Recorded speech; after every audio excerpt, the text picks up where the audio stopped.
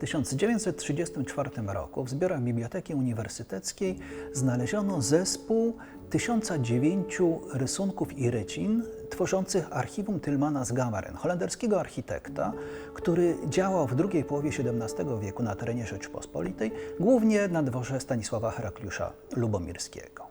Podjęte wówczas przez Tadeusza Makowieckiego badania kontynuował po wojnie Stanisław Mossakowski, którego monografia twórczości Holendra przez dekady służyła jako swego rodzaju katalog, mimo iż nie spełniała formalnych wymagań takiego opracowania.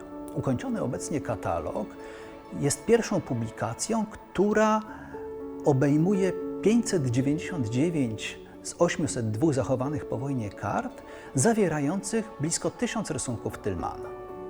Ustalenia moich poprzedników w odniesieniu do najważniejszych realizacji Tillmana, takich jak Pałac w Puławach, Łazienki Ujazdowskie, czy Pałac Krasińskich, Pałac Gnińskich w Warszawie, Kościół Bernardynów w Czerniakowie, czy Kościół Sakramentek na rynku Nowego Miasta w Warszawie, te ustalenia są do dziś aktualne. To też moja praca w odniesieniu do tych i wielu innych rysunków, już wcześniej publikowanych, polegała na kronikarskim, ale też krytycznym zebraniu czy podsumowaniu stanu badań, zebraniu bibliografii, dokonaniu dokładnych pomiarów rysunków, odczytaniu inskrypcji, podziałki, zidentyfikowaniu papieru, a także dostarczeniu czy dołączeniu fotografii recto i verso rysunku. Niekiedy jedynie, niejako przy okazji, udawało się zaktualizować ustalenia poprzedników.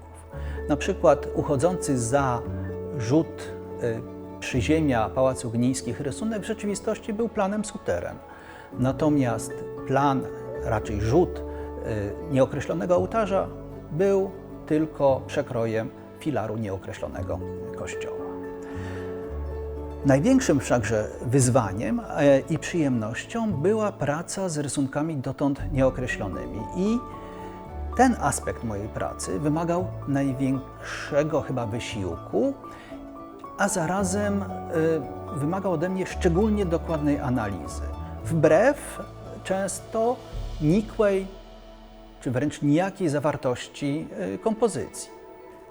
Śledzenie niemal nieczytelnych kresek, korekt projektów, odczytywanie łacińskich, polskich czy włoskich inskrypcji, pomiary wyobrażonych budowli, porównywanie ich z innymi projektami Tillmana czy projektami innych architektów w różnych publikacjach, badanie źródeł przynosiły niekiedy zaskakujące rezultaty.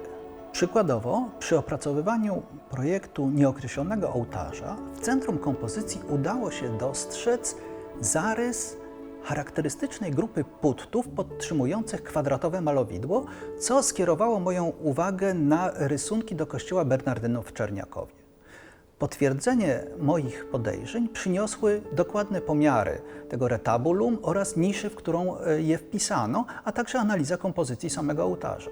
Podobne pomiary i porównania pomogły włączyć do zespołu rysunków łazienkowskich dwa niezidentyfikowane dotąd projekty dekoracji ścian.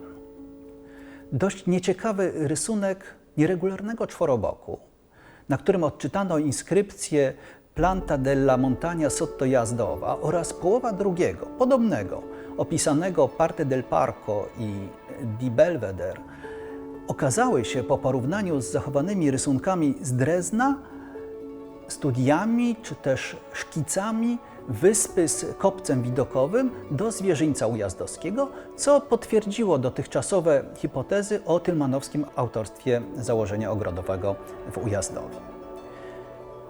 Z kolei zestawienie ledwie rozpoczętego rzutu budowli rezydencjonalnej z XVIII-wiecznymi rysunkami pałacu w Nieborowie pozwoliło ujawnić nieznany dotąd etap dochodzenia do finalnej koncepcji czy finalnego wyglądu rezydencji pałacu prymasa Radziejowskiego.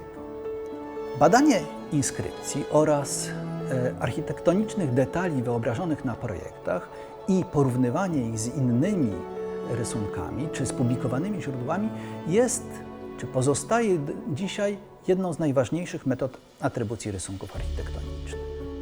Dzięki temu pewne rysunki można powiązać z potencjalnymi zleceniodawcami Tillmana.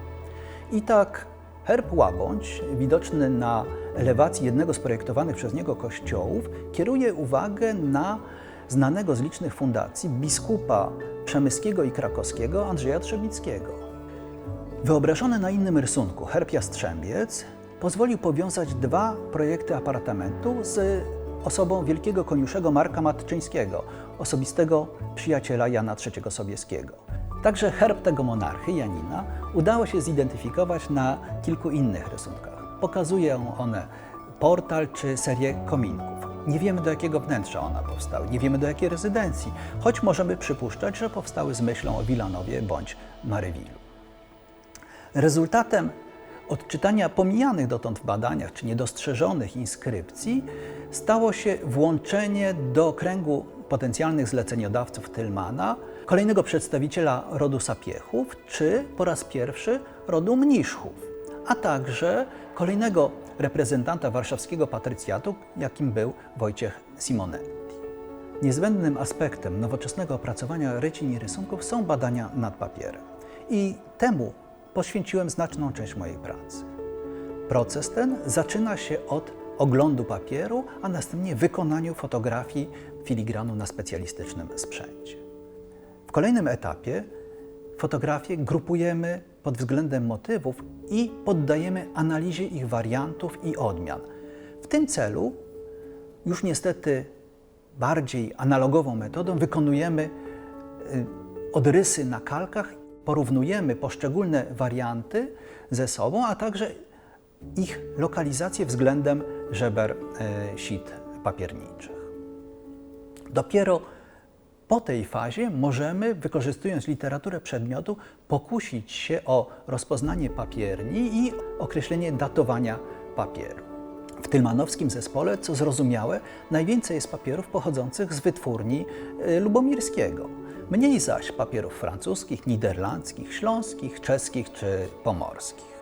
Jakkolwiek określenia na podstawie badań papieru są dosyć przybliżone i ogólne, to pomagają one połączyć pewne rysunki w zespoły, a także odrzucić prace wątpliwe, wspomagając w ten sposób badania porównawcze w zakresie metody prezentacji architektury, sposobu rysowania czy charakteru pisma autora. Opublikowany katalog nie zamyka badań nad rysunkami Tillmana, wręcz przeciwnie. Udostępnienie ich szerokiej rzeszy badaczy krajowych i zagranicznych może nadać tym badaniom nowy impuls, weryfikując moje i innych ustalenia, a także owocując zupełnie nowymi atrybucjami i rozpoznaniami.